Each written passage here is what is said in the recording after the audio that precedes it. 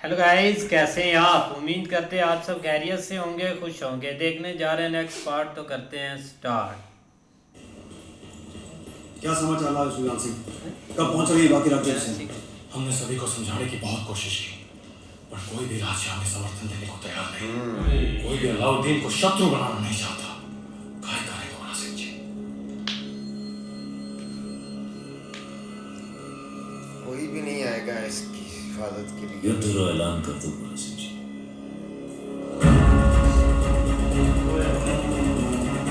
हुकुम, दोबारा सोच लीजिए हुकुम। फैसला हो चुका है, अब चित्तौड़ अपनी लड़ाई खुद लड़ेगा।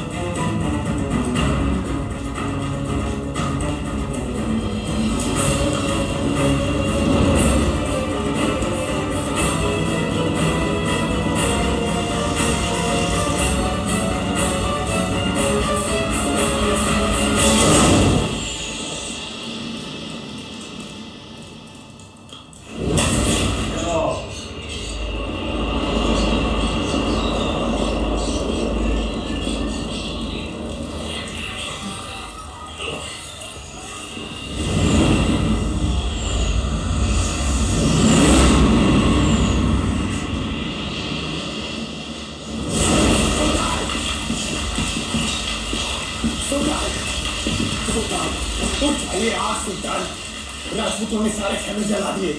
जल रहे तो बुझा दो, बुझ जाए तो जगा दो। चलिए सुलेमान खबीज, हमारे परिंदे परिंदे नायाब है, उन पर आज ना। मजाक मत कर सुन।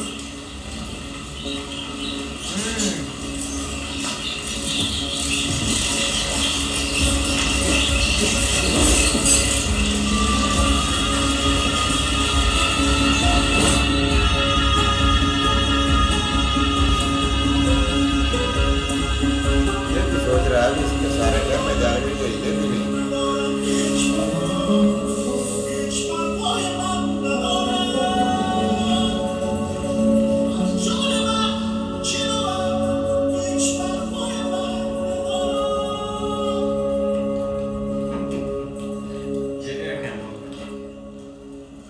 खिलजियों का परचम बुलंद रहे। फौज में बेचैनी बढ़ रही है सुल्तान।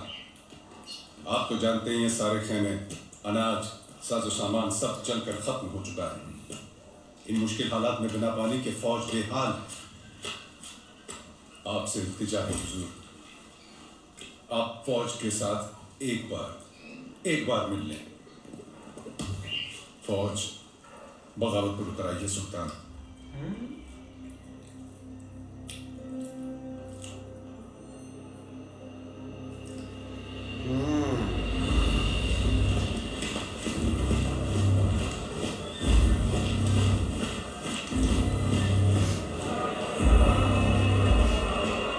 वो बेचारे भूखे बैठे हैं, उनको खाना भी नहीं मिल रहा। जो कोई भी वापस जाना चाहता है आए, अपने सुल्तान को इज्जत बख्शे, गले लगाए और चला जाए वापस दिल्ली। उल्ला खान,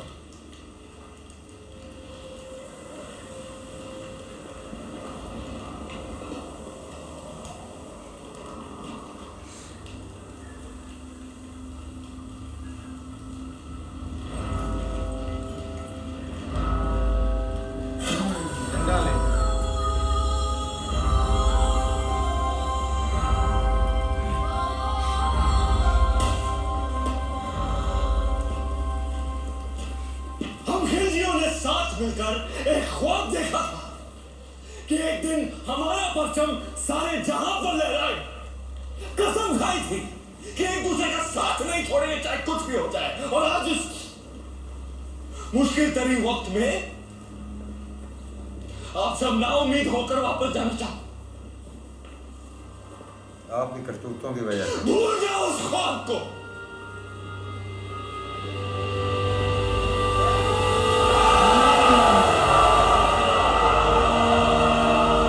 परचम को वो नहीं, परचम को वो नीचे नहीं गिरने देंगे। जज्बा जगाने का तरीका है इसमें।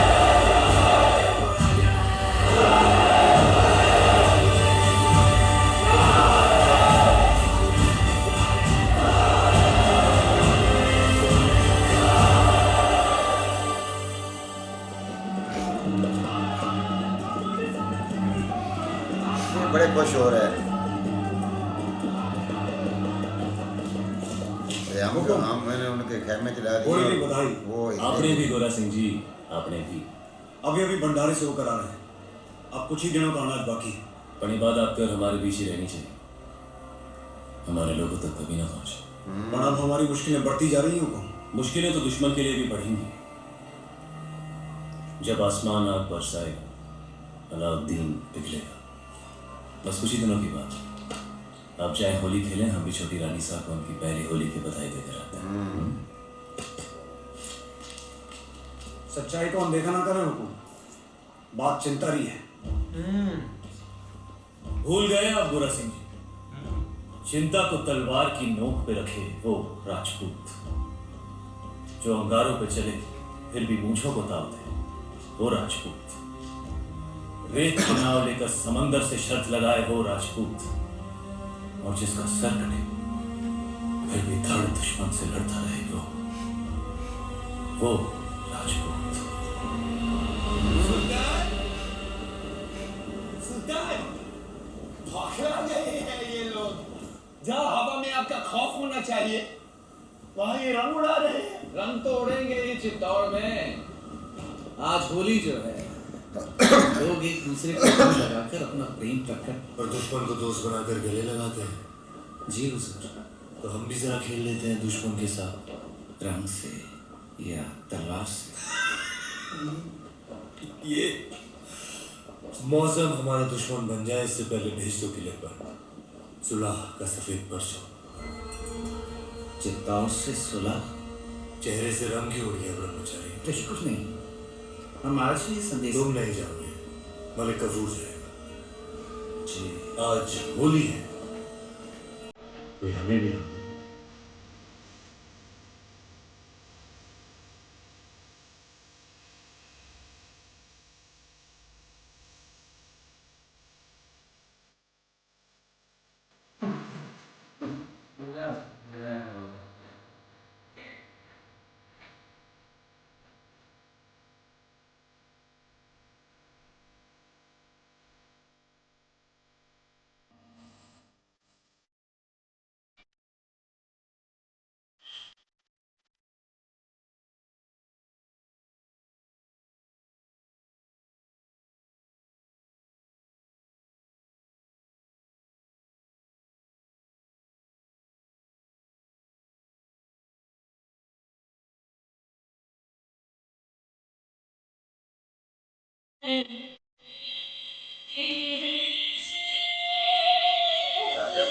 बुला रहे हैं भाई।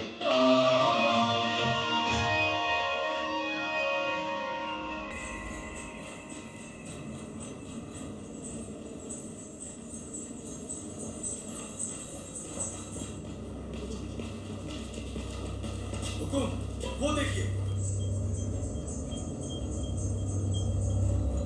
आप कहें तो यहीं गिरा दे बाबूजी को। आन दो शफादर। आने दो इसे।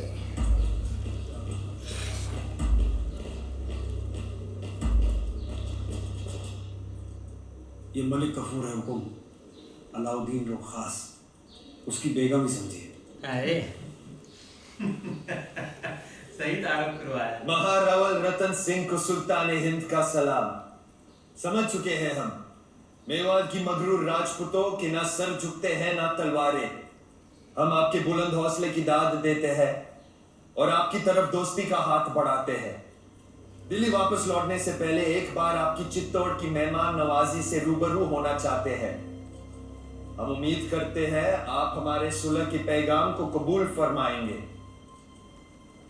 हम अलाउद्दीन से जरूर मिलेंगे। मरहबा, सुल्तान बहुत खुश होंगे। पर मिलने से पहले हमारी कुछ शर्तें हैं। शर्त मंजूर है। पहले शर्तें सुन तो लो। हाय मैडम जी,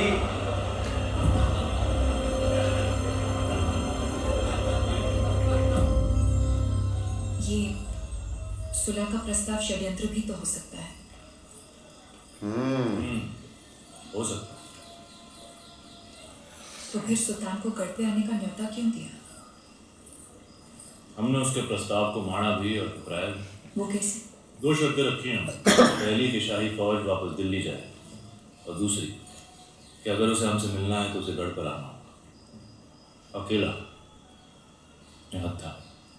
चलो जी, ये वैसे ठीक है। बिल्कुल यार। अब शर्तें भी रख दी गई हैं और सुल्तान है ना, उसने अपने जो फौजी है ना उनका हौसला अच्छे से बुलंद किया। अब गिरने नहीं देगा उनको वो। ऐसे ही है, लेकिन भाई सुल्तान के पास अब ना कुछ भी चीज़ नहीं बची। अब खाना भी कम है, लेकिन अब वो ये है कि कुछ प्लान करेगा। अगर वो फेल हुआ तो ये दिल्ली भाई वापस ही दौड़ना पड़ेगा। भाई पता नहीं अब उसके दिमाग में चल क्या रहा है। जंग तो उसने कहा है कि हम रोकते हैं, और दोस्ती का हाथ बढ़ा दिया। भाई उसको दो उन्होंने दिए सुझाव कि आप ना ये हमारी दो शर्तें ये मानेंगे तभी हम आपकी बात मानेंगे। अब वो भाई आएंगे यहाँ पे राजमहल में इनके साथ मिलने के लिए। अब देखते हैं भाई मुझे तो लगता है कि उसकी कोई यही इच्छा रह गई है कि पहले रानी साहबा को देख तो लें भी कैसी है, इसीलिए उसने ये शर्तें जो है ना सारी मानी हैं।